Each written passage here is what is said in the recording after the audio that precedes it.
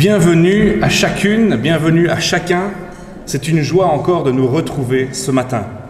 La grâce est avec tous ceux qui aiment le Seigneur Jésus-Christ. Ne soyez pas inquiets, ne soyez pas effrayés. Nous vivons dans la présence du Seigneur, le Dieu Tout-Puissant. Frères et sœurs, nous avons donné suite au rendez-vous. Rendez-vous que Dieu a fixé pour nous redire qu'il est avec nous, qu'il partage notre vie, qu'il habite notre monde. Et puisqu'il est présent, nos vies sont transformées. Nous sommes des signes de sa présence et artisans de sa paix. C'est cela qui met nos cœurs en fête. En tout cas, c'est cela qui met mon cœur en fête ce matin. Et je vous invite à un premier cantique. Et ceux qui veulent se lever peuvent se lever. C'est un cantique qui dit « Jeunes et vieux ». Alors même s'il n'y a pas beaucoup de vieux ici, on peut quand même chanter.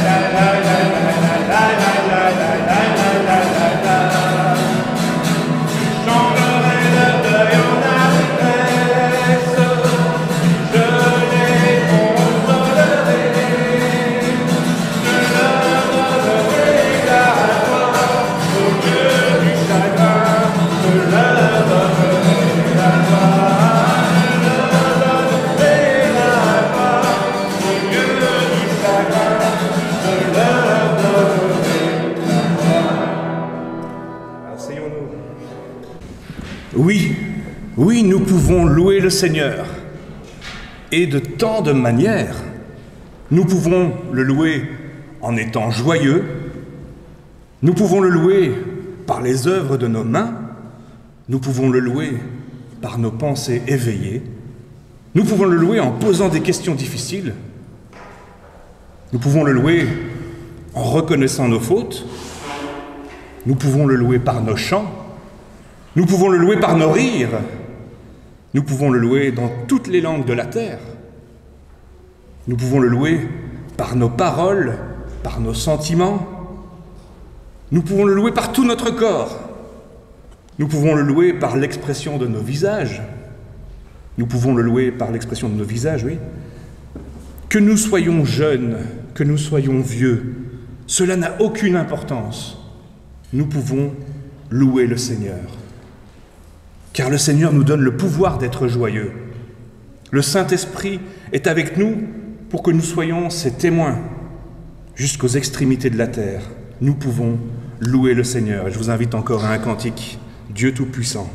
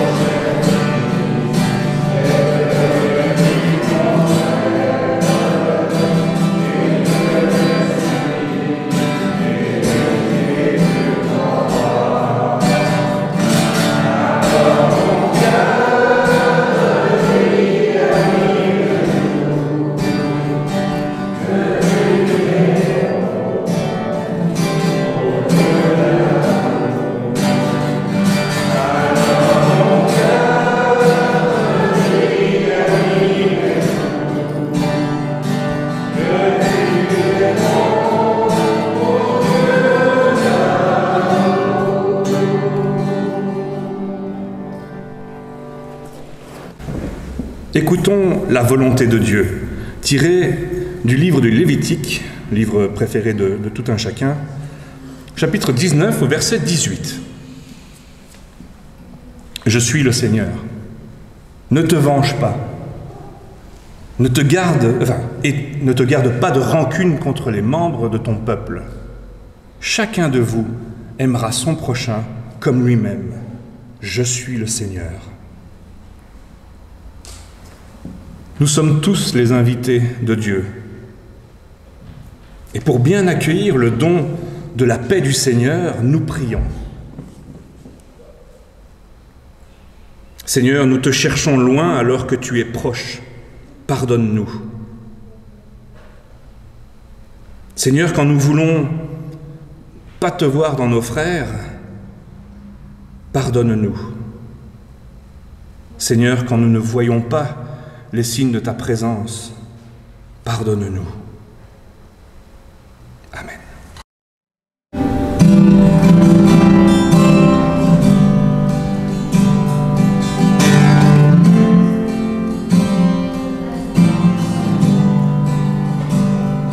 Quand je sonde l'univers, les astres que tu as créés,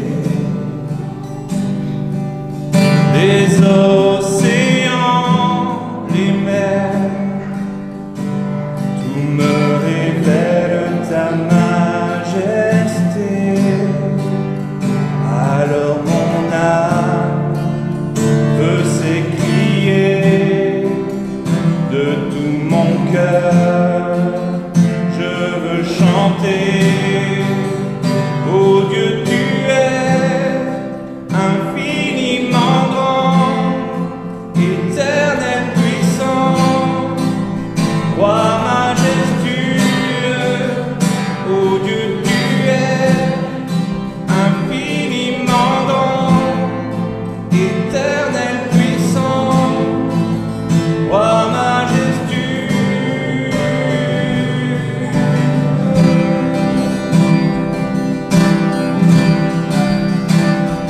Quand je songe que tu m'as fait, que tu t'es révélé à moi, que pour moi tu as tout créé, tu me révèles ta bonté. Alors mon âme peut s'écrier de tout mon cœur. Je veux chanter. Alors mon âme peut s'écrier de tout mon cœur. Je veux chanter. Ô Dieu, tu es infiniment grand, éternel puissant, roi majestueux. Ô Dieu, tu es infiniment grand, éternel puissant, roi majestueux. Ô Dieu, tu es infiniment grand, éternel puissant, roi majestueux. Ô Dieu, tu es infiniment grand, éternel puissant, roi majestueux.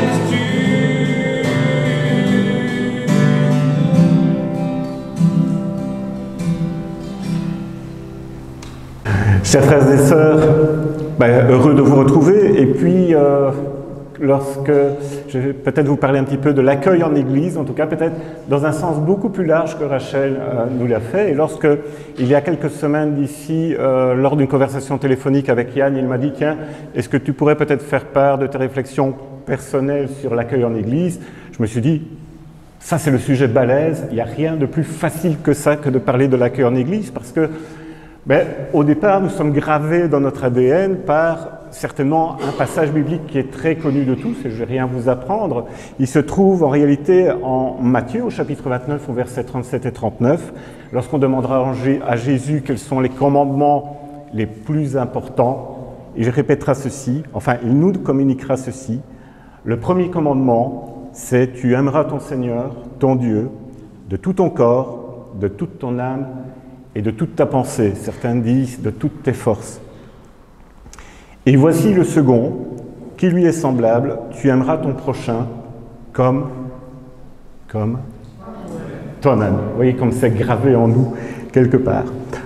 Or, évidemment, aimer, c'est aussi accueillir. Les deux sont intrinsèquement liés. On ne peut pas aimer sans accueillir. Et c'est difficile d'accueillir en détestant l'autre. Vous en conviendrez. Pourtant, à bien y réfléchir, l'accueil en Église est peut-être, le thème de l'accueil en Église est peut-être bien plus profond et bien plus complexe que ça. Et c'est vrai que quand je nous ai vus rentrer dans cette Église aujourd'hui matin, il y avait un tas de sourires, il y avait plein de gens qui communiquaient, on voyait que c'était la spontanéité qui était là, le côté heureux d'être entre nous, en tant qu'humains, en tant que chrétiens, et de nous rencontrer aujourd'hui. Mais par contre, si nous sommes enfants de Dieu, il n'en reste pas moins que nous sommes aussi, comme je le disais, humains. Et cette spécificité implique que même dans l'Église, nous vivons toujours dans une certaine tension, une tension inévitable entre deux réalités. La première réalité, et ça je crois qu'elle est tout à fait visible, c'est que nous sommes tous différents les uns des autres, par notre personnalité, par notre vécu, par notre vie personnelle, par les gens que nous avons rencontrés, par l'éducation que nous avons reçue. Et je crois qu'il suffit de se retourner vers le voisin ou la voisine. Non, je ne vais pas dire la voisine, c'est Gabrielle, je la connais bien, mais nous sommes tous absolument différents. Et cette différence, ce n'est pas normal, parce que c'est le plan de Dieu, c'était sa volonté d'être différents les uns des autres. Et d'ailleurs, si on veut s'en rendre bien compte, on peut repartir aussi au niveau du livre de la Genèse, notamment au niveau du texte de la tour de Babel. La tour de Babel, on sait bien que c'est un texte qui nous relate le fait que l'humain veut prendre place, veut devenir Dieu à la place de Dieu, mais il y a une autre entrée, une autre compréhension du texte, comme dans beaucoup de textes bibliques.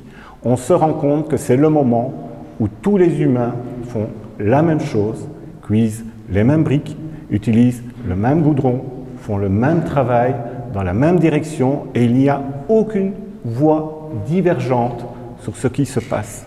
La pensée unique, l'humain unique. Ça est totalement contre les plans de Dieu, et nous savons ce qui est arrivé au niveau de la dispersion des tribus dans un langage qui leur reformait une nouvelle culture, une nouvelle personnalité, etc. Le problème, c'est que la diversité voulue par Dieu, c'était une diversité qui devait nous enrichir, qui devait nous épanouir, qui devait nous amener à toujours nous élever. Mais il y a la deuxième réalité qui est arrivée.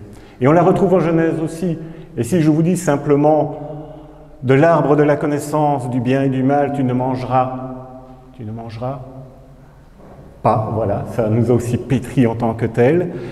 Ce n'était pas simplement un interdit que Dieu nous donnait par un caprice divin, ou simplement en disant « oh, tiens, je vais faire un interdit pour un interdit, c'est quand même assez amusant ».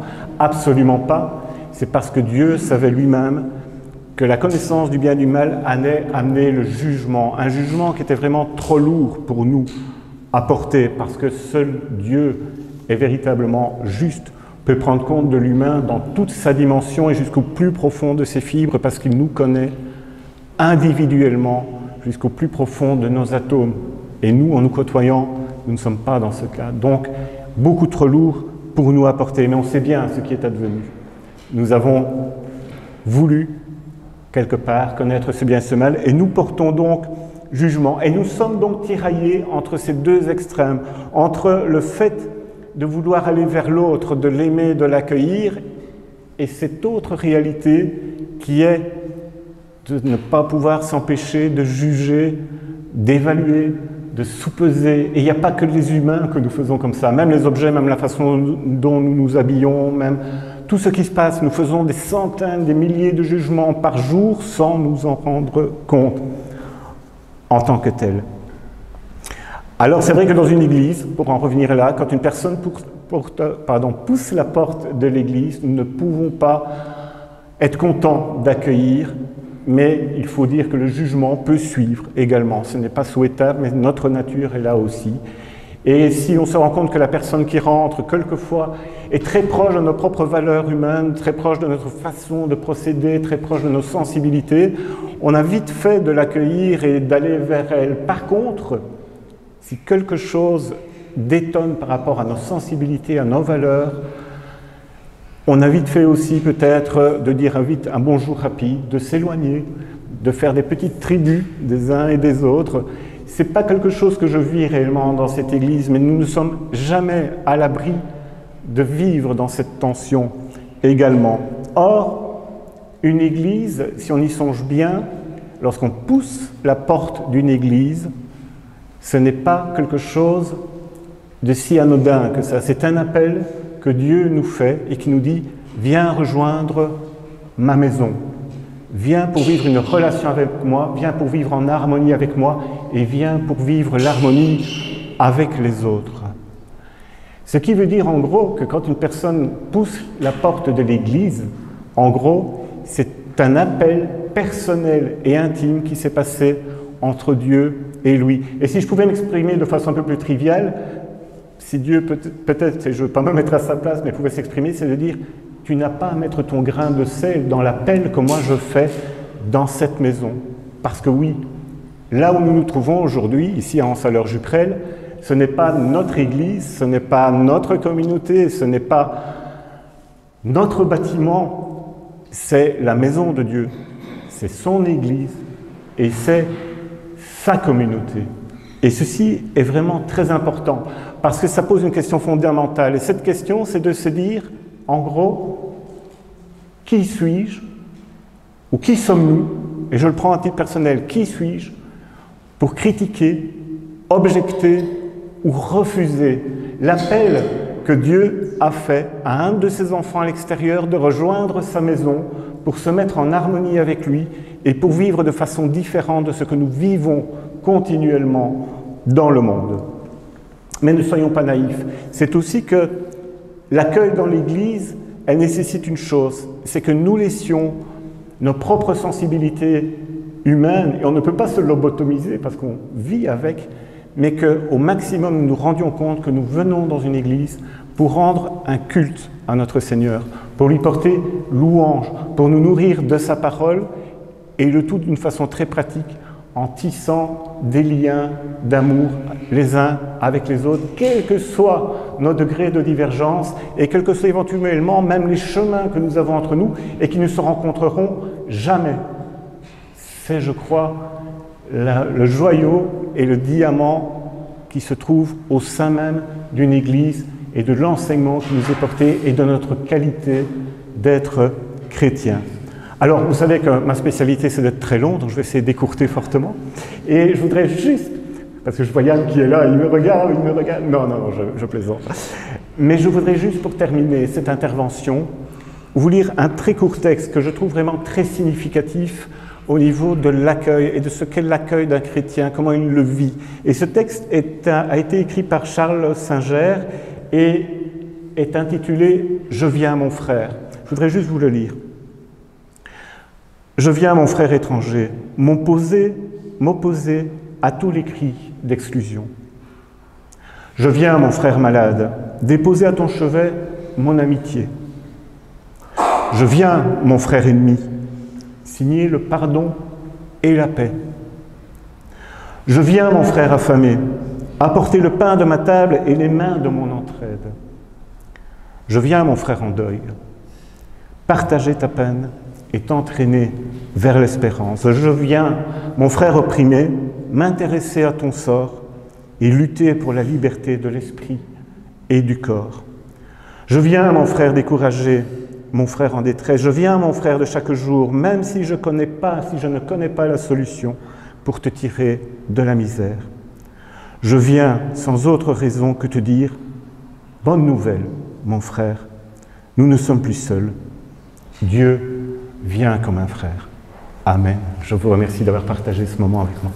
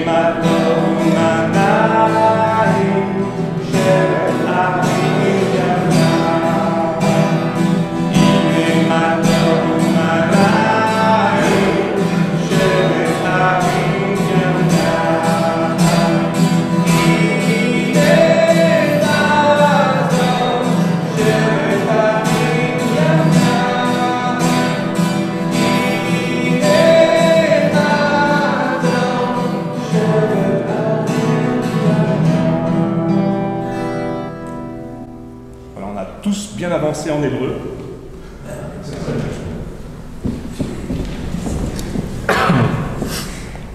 Je vous invite à la lecture biblique dans l'évangile de Luc, chapitre 6, les versets 36 à 42. Soyez magnanimes comme votre Père est magnanime. Ne jugez pas, et vous ne serez pas jugés. Ne condamnez pas, et vous ne serez jamais condamnés. Absolvez, et vous serez absous. Donnez, et l'on vous donnera. On versera dans la grande poche de votre vêtement une bonne mesure, serrée, secouée et débordante. Car c'est avec la mesure à laquelle vous mesurez qu'on mesurera pour vous en retour. Il leur dit ainsi aussi une parabole. Un aveugle peut-il guider un autre aveugle?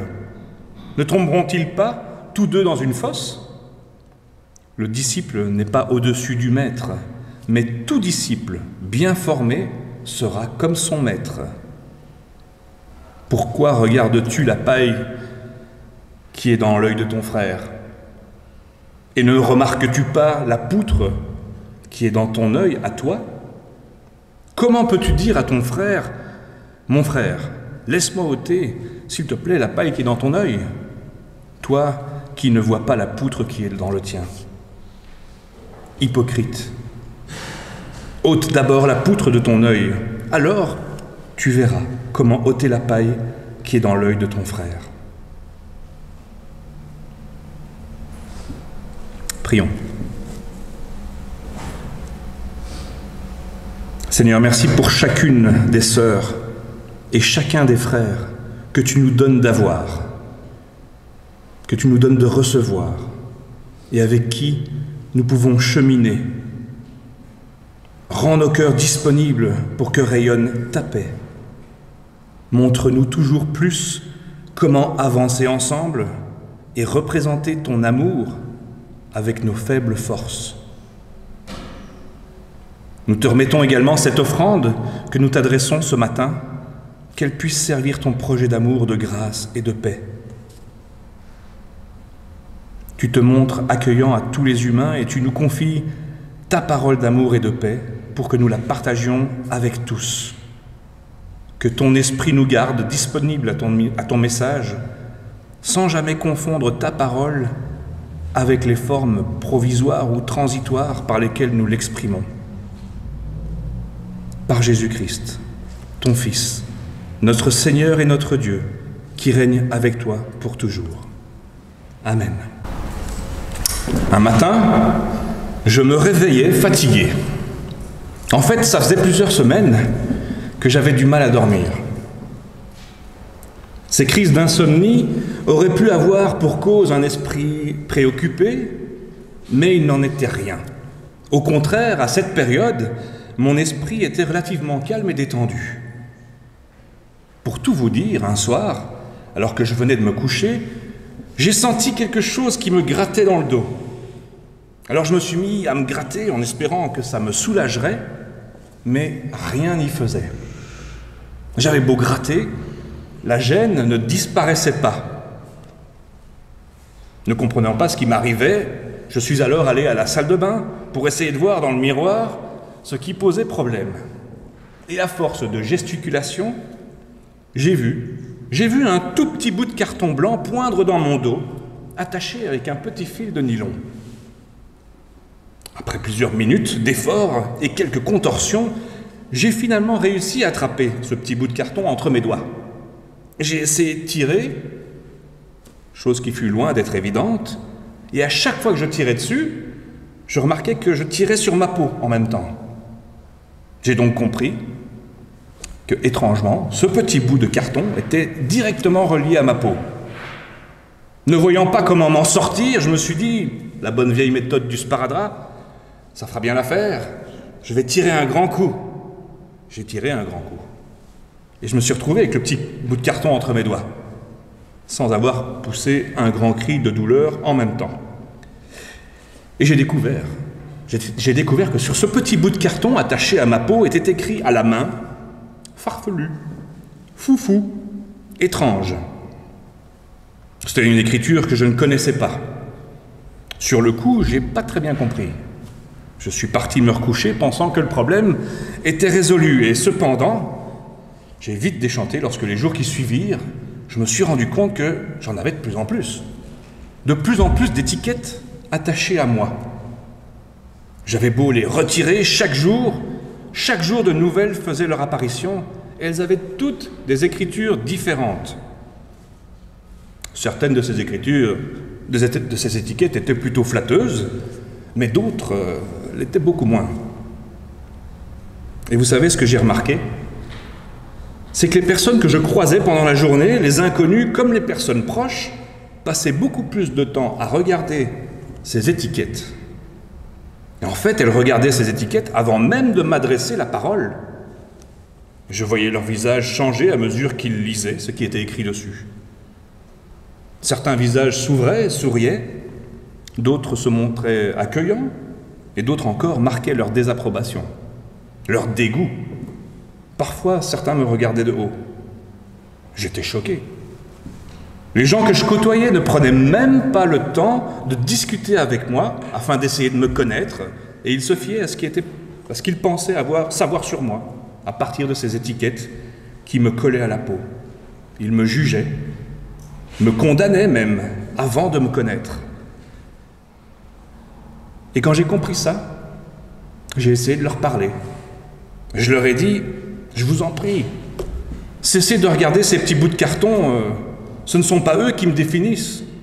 Et quand bien même certains d'entre eux reflètent des vérités, c'est vrai, ces vérités ne sont pas inscrites dans le marbre. Elles correspondent à des attitudes que j'ai eues, à des instants T, qui sont loin de définir qui je suis vraiment.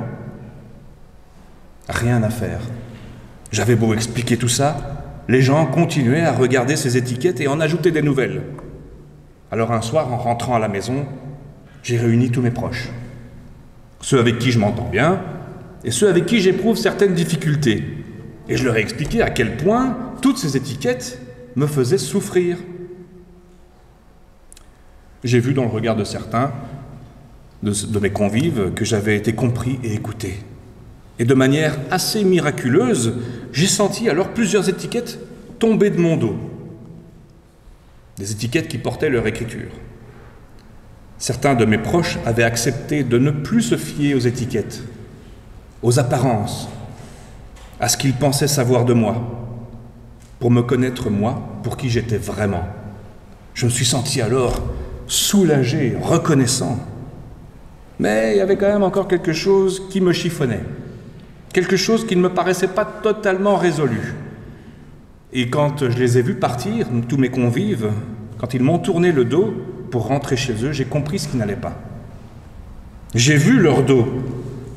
J'ai vu sortir de leur dos également plusieurs étiquettes, dont certaines rédigées avec mon écriture. Je me suis alors excusé, j'ai fondu en excuses. Je ne me rendais pas compte moi-même de toutes les étiquettes que je fixais sur les uns et sur les autres. Et en m'excusant, j'ai eu l'heureuse surprise de constater que leurs étiquettes que j'avais rédigées tombèrent au fur et à mesure.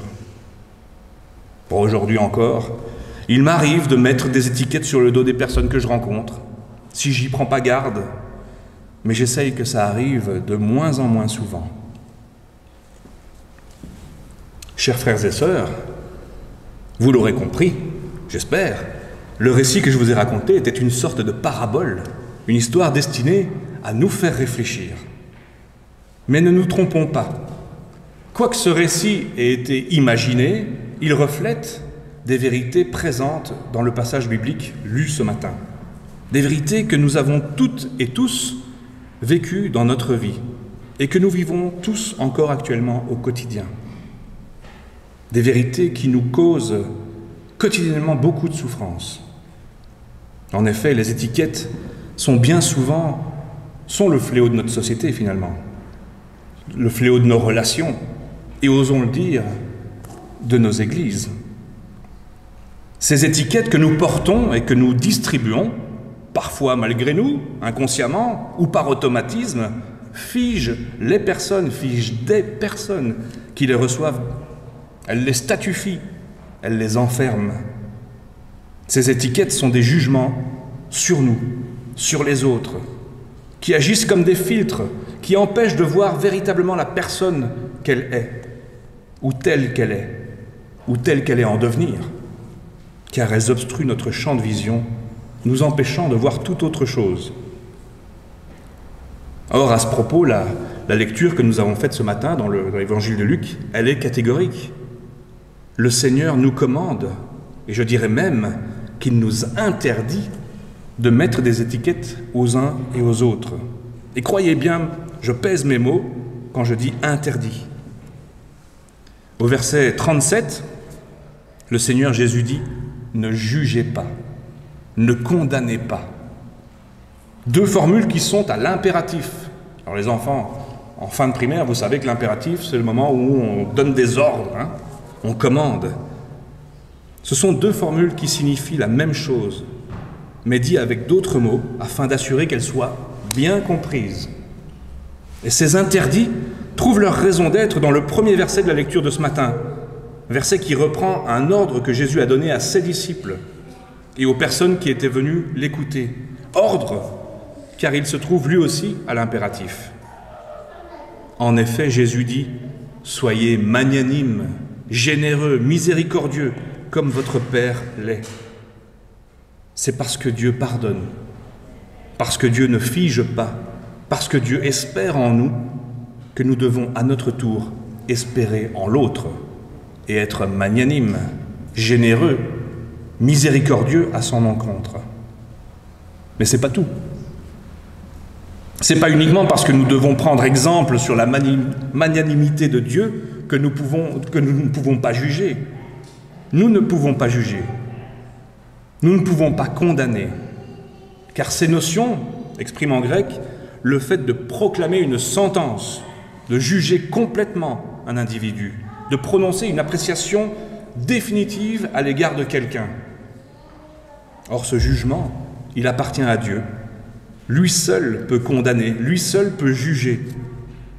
Et nous arroger ce droit signifierait nous positionner aussi à la place de Dieu. Nous placer comme son égal, nous mettre sur un piédestal finalement. Or, qui sommes-nous pour nous estimer supérieurs aux autres? Tous, nous sommes pécheurs. Et tous, nous avons besoin de la grâce de Dieu pour être sauvés, pour vivre et pour nous sentir aimés. Juger les autres, c'est dangereux. C'est ce que le verset 38 exprime dans un langage un peu commercial. Ce verset dit que Dieu nous jugera à la mesure dont nous avons jugé les autres. Autrement dit, ce verset exprime que ce serait une folie pour nous de penser que nous pourrions recevoir quoi que ce soit de Dieu sans être prêts nous-mêmes à faire de même à l'égard des autres. Cette parole nous fait peur. Je pense que c'est une bonne chose qu'elle nous fasse peur, car elle nous empêche de considérer la grâce de Dieu comme une grâce facile, une grâce à bon marché, comme une grâce qu'on peut bafouer, comme une grâce qu'on peut réclamer sans qu'elle nous engage vraiment à notre tour vis-à-vis des autres, vis-à-vis de nos frères, vis-à-vis de nos sœurs, vis-à-vis de nos prochains. Mais cette parole du verset 38 est également réjouissante. Elle nous certifie que nous faisons le choix d'être magnanimes, généreux, compatissants à l'égard des autres, tout comme Dieu l'est par nature. Alors, Dieu aura à notre regard, d'après le texte, une bonne mesure bien serrée, secouée et débordante, comme quand on va dans le Mac-à-Vrac. Dans le magasin à vrac, on aime bien que ce soit bien secoué et que ça déborde même un petit peu. Autrement dit, l'action de Dieu envers nous sera sans commune mesure par rapport à ce que nous aurons accompli pour les autres dans notre vie. L'action de Dieu débordera. Et c'est entièrement dû à sa grâce. C'est la grâce seule, celle qui est proclamée par les réformateurs. Car Dieu n'agit pas en faisant des calculs d'apothicaire. Dieu n'est pas un genre de comptable derrière son grand bureau, notant dans un grand livre de comptes chacune de nos actions, chacun de nos pardons, ceux que nous accordons à chacun et chacune de nos attitudes fraternelles que nous posons, chacun de nos regards bienveillants envers autrui. Dieu ne donne pas selon ce que nous méritons. Et heureusement. Si c'était le cas, nous ne recevrions de lui que le jugement. De même que Dieu laisse, dès le début, l'amour l'emporter sur le droit, il ne va pas faire au dernier jour des comptes exacts. Il laissera déborder sa bonté qui surpasse tout calcul, du moins, je l'espère, j'ose l'espérer. Alors j'aurais pu m'arrêter ici.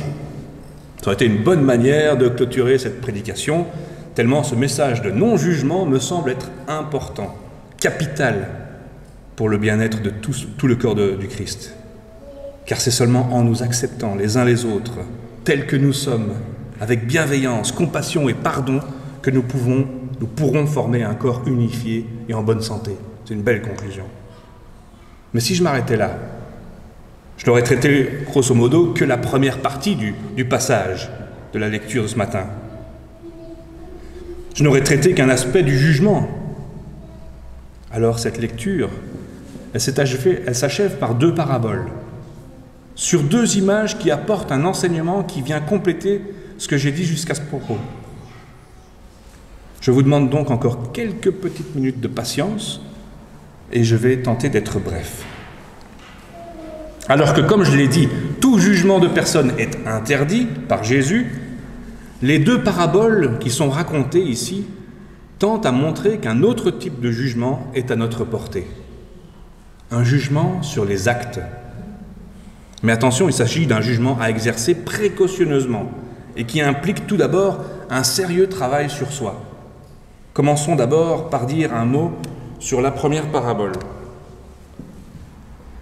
Sur cette image de l'aveugle qui conduit un autre aveugle et qui se fourvoie, en tant que guide et qui amène son comparse à tomber avec lui dans une fosse. Cette parabole sert en fait de trait d'union entre le lien entre le verset 36 et 38, les versets précédents, et les versets 41 et 42 dans lesquels se trouve la 2e parabole. Cette première parabole sert donc de point de basculement et qui nous amène à un type de jugement, à un autre type de jugement. Cet aveugle, conducteur d'aveugles, est appelé disciple dans la parabole. Il s'agit donc d'une personne qui a fait le choix de suivre Jésus et qui le suit comme il peut. Mais on le voit qu'il le suit mal. Et selon ma compréhension, il le suit mal pour une bonne raison. Raison qui fait l'objet de la 2e parabole, celle dans laquelle Jésus évoque un homme pointant du doigt dans l'œil de l'autre, alors qu'il ne voit pas la poutre qui est dans le sien. Ce disciple, cet aveugle, conducteur d'aveugles, serait donc une personne finalement qui se place consciemment ou non au-dessus des autres, car elle juge les actes des autres sans se remettre en question elle-même, comme si c'était elle le maître, comme si c'était elle la personne parfaite, le point de mire à atteindre, celui qui peut juger de tout. Et c'est ici que s'opère le basculement sur le jugement dont j'ai parlé. Il n'est plus question ici de condamner des personnes, de mettre des étiquettes, comme précédemment, mais de juger des actes, des actions. Juger des actes et pas des personnes. Car les actes, les comportements, nous sommes amenés à les juger, ou plutôt à les examiner. Jésus, en effet, n'interdit pas d'apprécier les choses avec objectivité, bien au contraire. C'est d'ailleurs aussi ce qu'exprime l'apôtre Paul aux Corinthiens en disant que l'homme spirituel juge de tout. 1 Corinthiens 2, verset 15. Ou dit autrement, pour rester dans la thématique de la magnanimité, de la compassion qui chapeaute le texte, nous sommes amenés à reprendre un frère ou une sœur fraternellement, avec bienveillance, sans la juger lorsque ses actes ne correspondent pas à l'éthique du Christ. Mais attention, l'intention de Jésus dans cette 2e parabole est d'affirmer aussi que nous pouvons le faire uniquement à condition de nous mettre nous-mêmes à l'école du Maître, à l'école de Jésus, pour nous laisser interpeller, pour nous remettre en question, nous laisser transformer par sa parole continuellement. Par cette parole qui nous élève, qui ne nous élève pas au-dessus de nos frères, mais qui nous pousse à les servir en étant au même niveau qu'eux dans le corps du Christ, dont il est le chef, et en acceptant de ce fait que nos frères aussi pourrait nous interpeller fraternellement sur notre conduite. Accepter de retirer la poutre que l'on a dans l'œil avant de prétendre aider vraiment autrui à éclairer son regard. Cela demande du temps, de la délicatesse et du courage. Pour conclure, laissez-moi simplement vous présenter un objet que j'ai apporté et que je vais laisser à votre disposition après le culte. Voici des ciseaux.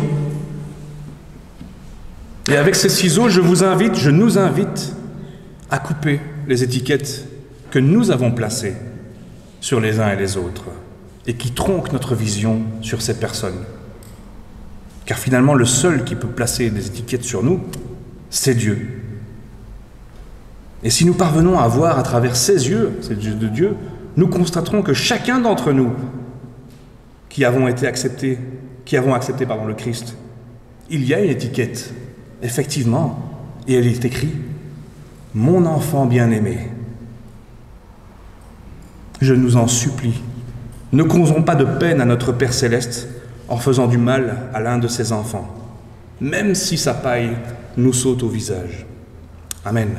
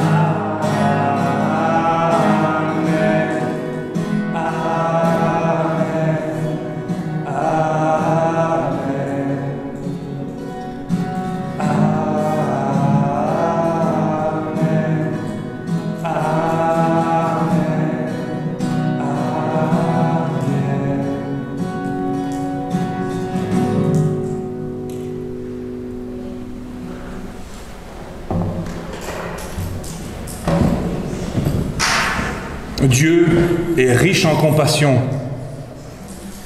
Son amour pour nous est tel que lorsque nous étions comme morts à cause de nos fautes, il nous a fait revivre avec le Christ. C'est par la grâce de Dieu que vous avez été sauvés. Allons donc dans la joie du Christ. Bon dimanche et bonne semaine à chacun et chacune.